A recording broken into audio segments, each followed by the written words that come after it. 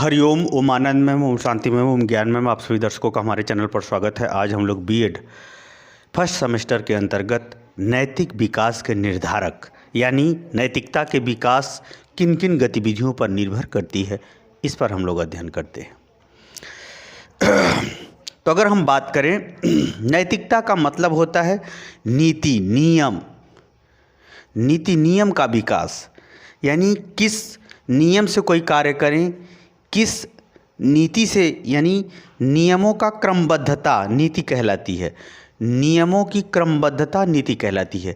किस नियम से कोई कार्य करें, नियमों के किस क्रमबद्धता से कोई कार्य सीखें, व्यवहार सीखें, क्रियाकलाप सीखें, किसी बात को सीखें, किसी संबंध को सीखें, विकास को सीखें, वह सभी नियमों और नीतियों का विकास ही नैतिकता का विकास कहलाता है।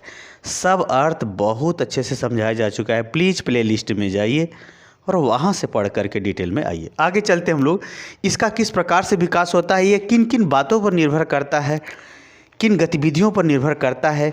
किसी नियम को सीखना, नीति को सीखना, नियम की क्रमबद्धता को सीखना, नियम के संबंध को सीखना, नियम से जोड़ के क्रिया संबंध क्रियाकलाप व्यवहार को सीखना, ये किन गतिविधियों पर निर्भर करता है, उसी को हम लोग इस वीडियो में देखेंगे। पहला है इसमें परिवार।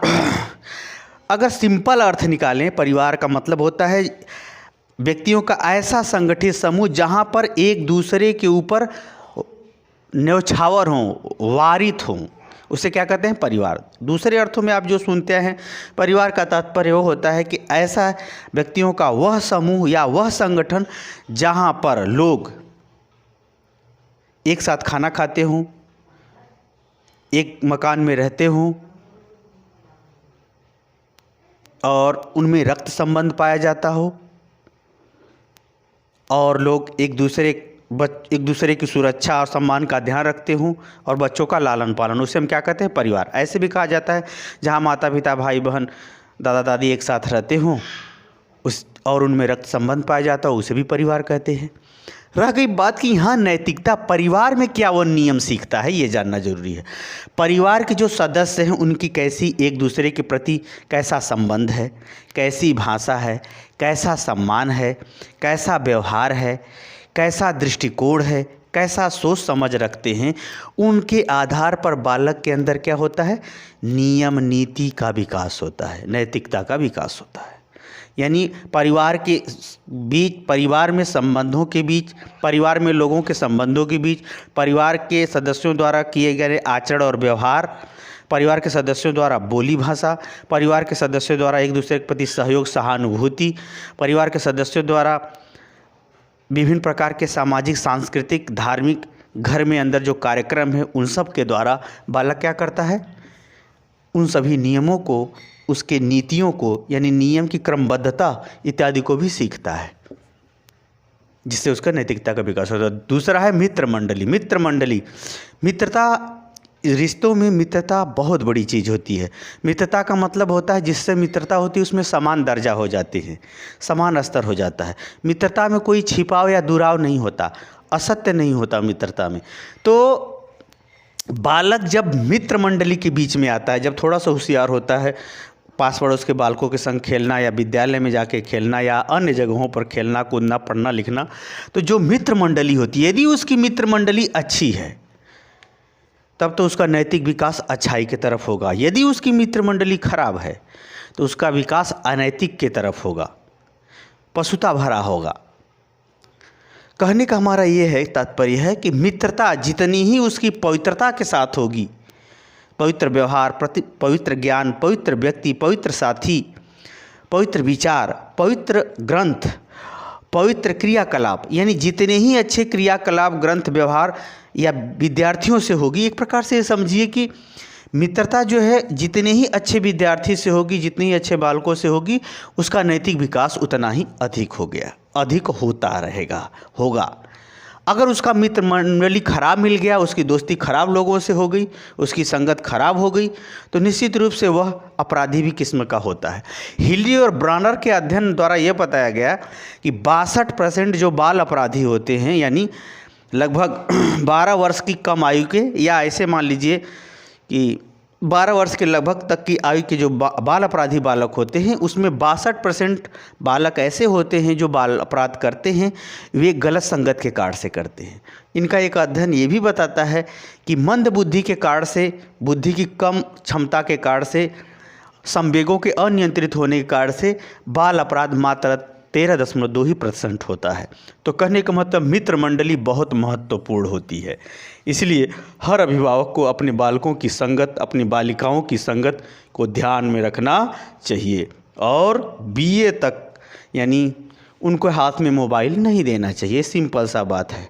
मोबाइल जब जिनका अपने संवेगों पर नियंत्रण नहीं है या जिनका 18 वर्ष की कम आयु है, जहाँ पर संवेग बहुत तेज़ी से बढ़ते हैं और उस पर नियंत्रण करना बहुत उच्च संस्कार या बहुत उच्च क्वालिटी की शिक्षा में ही निर्भर करती है, ऐसे बालक बालिकाओं को मोबाइल नहीं देना चाहिए। क्योंकि मोबाइल भी एक प्रकार का मित्रता का काम कर रही है। जिसका अच्छे संवेग ज़्यादा हैं, बुरे संवेग कम विकास हुआ है, वो तो समझ जाएगा मोबाइल से। लेकिन जिसके संस्कार में अच्छे बुरे संवेगों का कोई नियंत्रण ही नहीं है, तो वहाँ पर वो गड़बड़ी फैला देगा। तो इसका ध्यान रखना आवश्यक है। यानी मित्र मंडली अच्छा होगा तो नैतिकता विकास अच्छा होगा। तीसरा है विद्यालय एवं शिक्षक। विद्यालय भी नैतिक विकास का महत्वपूर्ण स्रोत होता है। विद्यालय के अंतर्गत विद्यालय का अनुशासन, विद्यालय की शिक्षण व्यवस्था, विद्यालय के अंदर शिक्षकों का भी व्यवहार, विद्यालय में सभ्यता, विद्यालय का यूनिफॉर्म, विद्यालय का पाठ्यक्रम पढ़ाना, विद्यालय का परीक्षा, विद्यालय का स्तर, विद्यालय की विषय वस्तु, विद्यालय का प्रबंधन इत्यादि सब गतिविधियों से भी बालक क्या करता है, सीखता है। अच्छी चीज़ सीखता है तो कोई दंड नहीं, गलत चीज़ों पे उसे दंडित किया जाना चाहिए। जब उसको गलत चीज़ों पे दंड मिलेगा तब भी नैतिकता का विकास होगा। अच्छी चीज़ों को पुरस्कार मिलेगा, प्रोत्साहन मिलेगा, प्रशंसा मिलेगा। उस तरफ खेल प्रदर्शित करने का या उस तरह से विकास करने का विद्यालय जब आधार प्रस्तुत करेगा तो उसका नैतिकता का विकास होता चला गया। जैसे विद्यालय में है खेलकूद है, सांस्कृतिक कार्यक्रम है, प्रयोगशाला है, पर्यटन है, पाठ्य सहगामी क्रिया है, वो सब क्या करती है, विद्यालय में शिक्षक के माध्यम से विद्यार्थियों के नैतिक विकास में सहयोग प्रदान करती है। चौथा है, यानी इसके माध्यम से भी नैतिक विकास होता है। चौथा है धर्म और नैतिकता। धर्म का मतलब होता है जो अच्छे कर्तव्यों का बोध कराए, उसे हम क्या कहते हैं, धर्म। विभिन्न वातावरण या परिवर्तनशील परिस्थिति या स्थिर परिस्थिति या विभिन्न वातावरण में जो कर्तव्यों का उचित बोध कराए उसी को हम क्या कहते हैं, धर्म। इसका ध्यान रखिएगा। धर्म हमेशा कर्म की व्याख्या करता है जो देश काल वातावरण के अनुसार उचित हो। तो धर्म भी नैतिकता के विकास का आधार होता है। नैतिकता का अर्थ होता है जब धर्म की बात होगी, किसी क्रिया की बात होगी, किसी ज्ञान की बात होगी, तर्क की बात होगी, प्रत्यक्ष की बात होगी या अप्रत्यक्ष की बात होगी, तो धर्म जब कर्म का बोध कराएगा तो उसमें नियम को जरूर बताएगा। इसलिए धर्म और नैतिकता से भी हमारा नैतिक विकास होता है। इसका ध्यान रखिएगा क्योंकि धर्म हमेशा कर्म की व्याख्या करता है, अच्छे कर्म की व्याख्या करता है। हर कर्म का नियम होता है। जब वो आप नियम जानेंगे तो उसका विकास। अगला समाज कैसा है।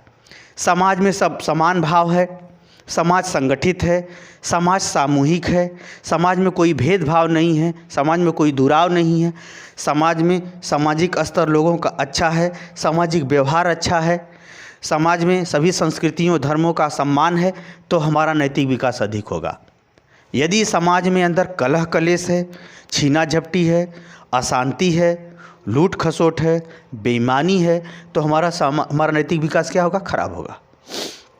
क्योंकि समाज के अगर रीति रिवाज, मूल्य, परंपरा, आदर्श यदि अच्छे हैं तो हमारा समाज नैतिक विकास अच्छा होगा। यदि हमारे समाज के मूल्य, परंपरा, रीति रिवाज, धार्मिक स्थिति, मान्यता अगर गड़बड़ है तो निश्चित रूप से हमारा नैतिक विकास कम होगा या खराब होगा। तो समाज पर भी हमारा नैतिक विकास निर्भर करता है। अगला है संस्कृति। संस्कृति क्या है? संस्कार संबंधी गतिविधियां क्या कहलाती है? संस्कृति, जिसमें खान पान, रहन सहन, बोली, भाषा, ये सब चीज़ें क्या होती हैं, शामिल होती है। खान पान, रहन सहन, बोली, भाषा और व्यवहार भी क्या होता है, शामिल होता है। तो संस्कृतियाँ के अंदर एक शैली होती, स्टाइल होती है, तरीका होता है। यहाँ भोजन बनने का क्या तरीका है, भोजन का तरीका क्या है, भोजन के प्रकार क्या हैं। जैसे जितने मांसाहारी वाली स्थिति होगी, जहाँ मांसाहार ज़्यादा चलता होगा वहाँ धार्मिक स्थिति कम होती है। निश्चित। तो कहने का हमारा तात्पर्य जो संस्कृतियां हैं, जैसी आपकी संस्कृति होगी, अगर अच्छे ढंग की संस्कृति है जहां पर मानवता को, अहिंसा को, व्यक्तिगत अवधारणाओं को, सामाजिक अवधारणा को, समभाव को, सद्व्यवहार को, इस सबको बढ़ावा दिया जाता है जिस संस्कृति में, वहाँ पर नैतिक विकास अधिक होगा। जहाँ पर ऐसा नहीं है, उल्टा है, तो नैतिक विकास कम होगा। भारतीय संस्कृति इसलिए अच्छी कही गई है कि भारतीय संस्कृति सेवा और सहयोग दोनों को स्वीकार करती है। जैसे हम ही लोग अगर देखें तो 30-32 वर्ष तक, 28, 25, 26 वर्ष तक तो आप दूसरे से सेवा ही लेते हैं। अब वह युवा बन के कहे कि हम कौन सेवा करें, माता पिता का, कौन दादा दादी का सेवा करे, कौन सास ससुर का सेवा करे, तो राक्षस है। क्योंकि भारतीय संस्कृति ये बताती है कि बालकों के लिए माता पिता इस तरह से त्याग करेंगे और बालक जब बड़े हो जाएंगे तो माता पिता के लिए किस तरह से त्याग और सेवा करेंगे, ये बताती है। यही कारण है कि भारतीय संस्कृति इतना निर्धन देश होने के बावजूद भी, ये तो प्राकृतिक रूप से संपन्न है, लेकिन नेता और अधिकारियों की वजह से निर्धन है देश, और कोई बात नहीं। कुल पार्टी के नेता वही हैं, सिर्फ गद्दी प्राप्त करने के लिए एक दूसरे को गाली देते हैं और कोई मतलब नहीं इन सब का। बड़े विचित्र है। तो संस्कृति का जैसा स्वरूप होगा, अच्छी संस्कृति होगी, परोपकार, कृतज्ञता, इस सबको मानता होगा, तो निश्चित रूप से नैतिक विकास अधिक होगा। विरोध में है तो नैतिक विकास कम होगा। आगे चलते लोकतांत्रिक व्यवस्था। अब भारतीय जो शासन व्यवस्था है उसकी क्या स्थिति है, उस पर भी नैतिक विकास निर्भर करता है। प्रशासनिक व्यवस्था क्या है, न्यायिक व्यवस्था क्या है। अक्सर जो है सामाजिक रूप से जो अनैतिकता बढ़ती है, कोर्ट के लापरवाही की वजह से भारत में सबसे ज़्यादा भ्रष्टाचार कोर्ट में है। दूसरे स्तर पर अधिकारी हैं, तीसरे स्तर पर नेता है, चौथे स्तर पर पुलिस है। तो यहाँ अगर हम बात करें लोकतांत्रिक व्यवस्था की, अगर हम बात करें तो लोकतांत्रिक व्यवस्था के अंतर्गत शासन व्यवस्था कैसा है, न्यायिक व्यवस्था कैसा है, प्रशासन नौकरशाहों का व्यवहार कैसा है। यदि अच्छा होगा, न्याय जल्दी मिलता होगा, प्रशासनिक व्यवस्था अच्छी है, राजा अच्छा है, तो निश्चित रूप से समाज अनुशासन को सीखेगा, समाज में शांति व्यवस्था होगी, नैतिकता का विकास होगा।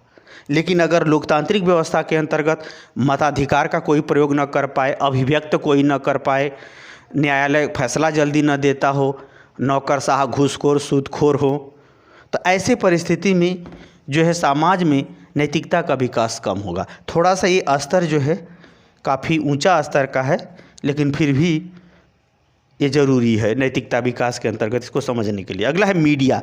मीडिया दो प्रकार की होती है, एक प्रिंट मीडिया होती है, एक इलेक्ट्रॉनिक मीडिया होती है। प्रिंट मीडिया में जैसे अखबार होता है, पत्रिका होती है, पुस्तकें होती हैं। तो अगर अखबार पत्र पत्रिका में अगर अच्छे संदेश, अच्छे प्रचार ज़्यादा होंगे तो निश्चित रूप से समाज पर अच्छा प्रभाव पड़ेगा।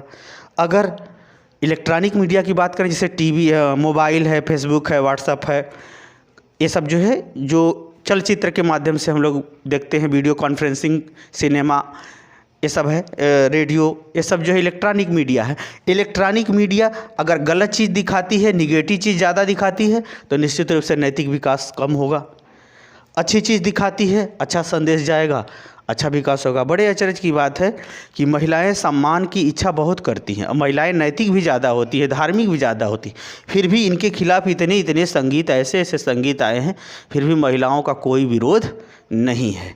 एक तरफ नीचता को सुनने की इच्छा भी है और दूसरे तरफ नीचों से परहेज भी है। ये बड़ी विचित्र महिला समाज है। जागरूक होने के बाद भी, अधिकारी होने के बावजूद भी, नेता होने के बावजूद भी हमसे क्या मतलब। तो यही कारण है कि महिलाएं योग्य होकर भी आज भी सम्मान के नाम पर अयोग्य ही हैं। जो लड़ती हैं वो लोग उसका साथ नहीं देते, या साथ देते हैं तो जिस सीमा तक देना चाहिए वहाँ तक नहीं दे पाते। तो ये मीडिया जो है भी आपको नैतिक अनैतिक बनाने का महत्वपूर्ण साधन है, संदेश देती है, ये सब चीज़ें। यदि आप मीडिया से अच्छी चीज़ों से संबंधित हैं, अच्छे संस्कार वाले हैं, तो नैतिक विकास अधिक होगा। गलत संस्कार वाले हैं तो नैतिक विकास कम होगा।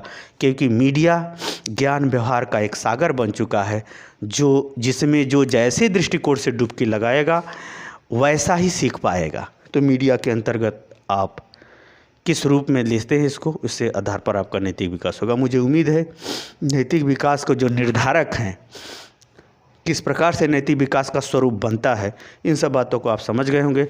समझ गए हैं तो झट से शेयर, लाइक, सब्सक्राइब कर दीजिए और बताइए कि मेरा वीडियो कैसा लगा। हरिओम।